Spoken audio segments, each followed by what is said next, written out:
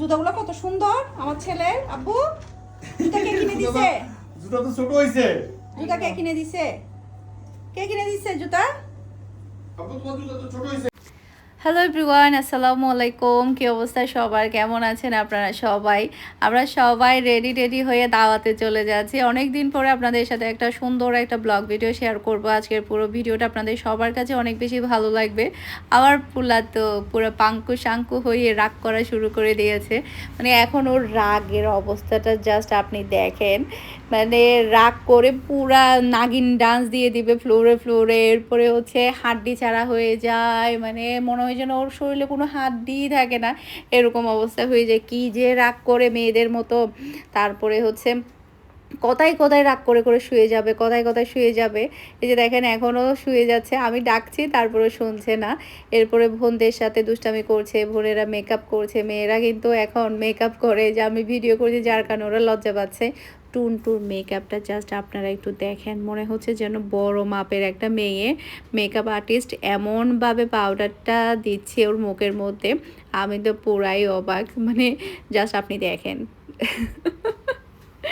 বাচ্চারা যে কি হচ্ছে আল্লাহ জানে। মনে হচ্ছে যেন দুদিন পর আমাদেরকে বিক্রি করে দিবে, আবার হাট থেকে গিয়ে কিনে নিয়ে আসবে, এরকম একটা অবস্থা। আমরা সবাই যাব আজকে তারিন আপুর বাসায়। আপুর বাসায় হচ্ছে আজকে দাওয়াত। ভাইয়া তারপরে হচ্ছে ভাবি সবাই যাবে, আমরা সবাই যাচ্ছি আপুর বাসায় দাওয়াতে। তো বাচ্চারা এই জন্য রেডি হয়ে নিয়েছে। আমরা একটু লেটে যাচ্ছে, আম্মু অলরেডি চলে গিয়েছে, আম্মুর অলরেডি চলে গিয়েছে, কারণ ওরা হচ্ছে সন্ধ্যার দিক দিয়ে চলে গিয়েছিল।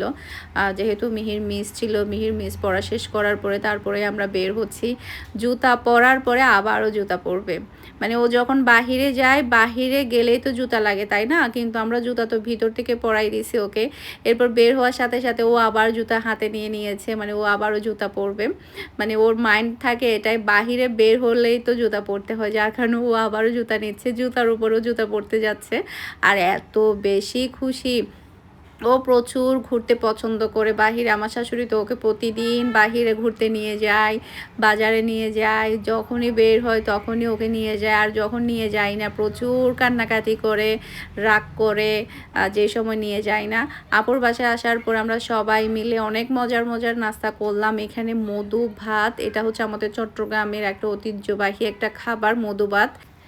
তারিন আপু অনেক মজার নাস্তা বানিয়েছে সবার জন্য, প্রত্যেকটা নাস্তা অনেক বেশি মজা হয়েছে। আপু কিন্তু কষ্ট করে নিজের হাতে বানিয়েছে। আর আপুর যেহেতু কেকের অর্ডার থাকে, আজকেও কিন্তু আপুর কেকের অর্ডার ছিল 2টা। কেকের অর্ডারের কাজ করে এরপরে আবার সবার জন্য দাওয়াতের আয়োজন করা, একা হাতে সব মিলিয়ে কিন্তু অনেক বেশি কষ্ট হয়ে যায় আপুর ক্ষেত্রে। তো যেহেতু আসলে বেকিংয়ের কাজগুলো কিন্তু একটু বেশি থাকে, দাঁড়িয়ে থেকে কন্টিনিউ কাজ করতে হয়। আর আপুর হাতের কেক তো মাশাআল্লাহ অনেক বেশি মজা হয়। যারা চট্টগ্রাম সিটিতে আছেন আপনারা সবাই আপুর কাছে কেক অর্ডার করে নিতে পারবেন। পুরো চট্টগ্রাম সিটিতে হোম ডেলিভারি করে। আমার পোলার অবস্থা দেখেন, নারিকেলের পুলি পিঠাও কিন্তু ওর সস দিয়ে খেতে হবে, ও সস ছাড়া খাবে না। ও ও হচ্ছে সসের পাগল। ঝাল সস না একদম মেয়েদের মতো মানে খেতে পারে। ও হচ্ছে সস দেখলেই শুধু এমনিতে খেতে চায়। আজকে তো নারকেলের পুলি পিঠা দিয়ে সস খেয়ে ফেলবে। এরপর দেখতে পাচ্ছেন রাতের আয়োজন মাশাআল্লাহ অনেক কিছুই রান্না করেছে, বিরিয়ানি, পোলাও, এরপর হচ্ছে কলিজা ভুনা, চিংড়ি মাছ, তারপরে ডিম ভুনা, চিকেন রোস্ট, তারপরে মাছ ফ্রাই, এরপরে সালাদ, তারপরে গরুর মাংস, অনেক কিছুই রাতের আয়োজন ছিল। এটা ছিল আমাদের বাসায় ভাইয়া চলে যাওয়ার দিন। ভাইয়া আজকে চলে যাবে। তো ভাইয়া যেহেতু চলে যাবে, এরপরে হচ্ছে আমরা সবাই রাতে একসাথে খাবার খাচ্ছি ভাইয়ার সাথে। আজকে রাতে ভাইয়া চলে যাবে। ভাইয়ার 15 দিন ছুটি ছিল। 15 দিন আসলে কিভাবে কেটে গিয়েছে, মানে মনে হচ্ছে যেন 2 দিন আগে ভাইয়া এসেছে আর এখন আজকে চলে যাবে। খুবই অল্প ছুটি নিয়ে কিন্তু ভাইয়া থাইল্যান্ড থেকে এসেছে। অনেক দিন পরে নিজের রান্নাঘরের ভিডিও আপনাদের সাথে শেয়ার করছি। মানে অনেক দিন পরে রান্না করতে আসলাম আলহামদুলিল্লাহ। আজকে আমি চিকেন ফ্রাই করব, ফ্রাইড রাইস করব, এরপরে হচ্ছে চাইনিজ ভেজিটেবল করব। তো এর জন্য হচ্ছে আমি চিকেন ফ্রাইডটা যেটা করব সেটা আমি আগের দিন রাতে ম্যারিনেট করে রাখছি। অনেক দিন পরে রান্না করতে এসে বেশ ভালোই লাগছে। আসলে ব্যস্ততার কারণে দেখা যাচ্ছে কি এখন রান্না করার সময়ও হয় না। একটা সময় ছিল বাসার সব কাজ আমি নিজের হাতে হাতে করতাম, মানে A to Z, মানে সকাল থেকে সকালের রুটি বানানো, সবজি করা থেকে শুরু করে রাতের ফ্রুট কাটা, তারপরে দুধ গরম করা, ওই কাজগুলা গুছাই রাখা সবগুলো একা হাতেই করতাম। কিন্তু আলহামদুলিল্লাহ এখন দেখা যাচ্ছে কি ব্যস্ততার সাথে সাথে কিচেনের কাজ, সংসারের কাজ থেকে অনেকটা দূরে সরে গিয়েছি। তারপরও মাঝে মাঝে কিন্তু রান্না করি, সেটা অনেক সময় ভিডিও করা হয় না, আবার অনেক সময় দেখা যায় কি তাড়াহুড়া করে করা হয়, সেজন্য অত বেশি আপনাদের সাথে শেয়ার করা হয় না।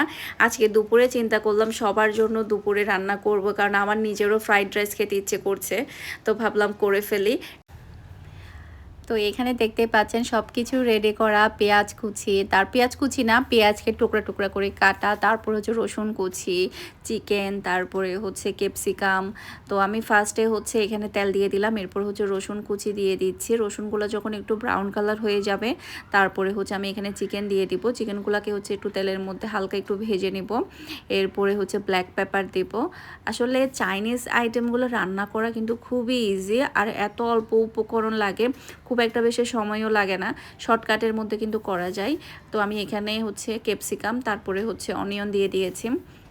এগুলাকে হালকা একটু তেলের মধ্যে ভালোভাবে নেড়ে ছেড়ে করে নেব। এরপরে হচ্ছে অল্প পানি দিয়ে তারপরে হচ্ছে আমি দিব। একদম সিম্পলভাবে রান্না করছি। বাসায় আসলে গাজর ছিল, তারপরে পেঁপে ছিল, মাথায় কি এসেছিল কে জানে, অন্য কোনো কিছু আর দেইনি।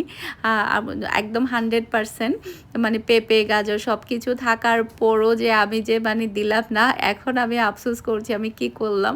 মাঝে মাঝে মাথাটা পাগল হয়ে যায় যে বাসায় গাজরও ছিল, তারপরে হচ্ছে পেঁপেও ছিল, ওগুলা দিলে তো আরও বেশি ভালো লাগতো, আরও বেশি খেতে সুস্বাদু হতো। তো যাই হোক, করে ফেলার পরে আমার আসলে মাথায় এসেছে আল্লাহ, আমি তো এখানে আরও 2টা উপকরণ দেইনি। তো এদিকে হচ্ছে ফ্রাইড রাইস করার জন্য ফার্স্টের দিক দিয়ে হচ্ছে আমি ডিমটাকে একটু ভেজে নিলাম, তারপরে হচ্ছে এখানে ভেজিটেবল দিয়ে দিয়েছি। যেহেতু দুপুরবেলা করছি, দুপুরবেলা অনেকজনের মানুষের জন্য আমি আজকে খাবারের আয়োজনটা করছি। এখানে হচ্ছে আমি প্রায় ফ্রাইড রাইস করছি 1.5 কেজি চালের।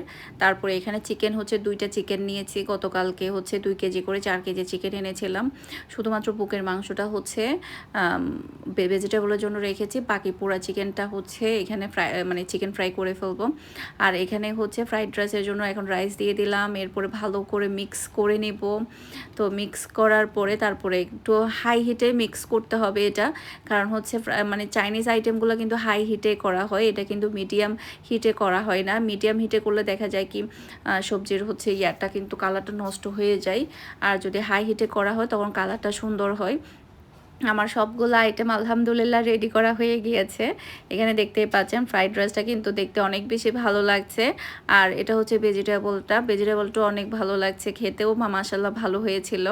তবে আরও উপকরণ থাকলে আরও ভালো লাগতো। এদিকে অপেক্ষা শুধু চিকেন ফ্রাইয়ের। সবাই ভালো থাকবেন, আসসালামু আলাইকুম।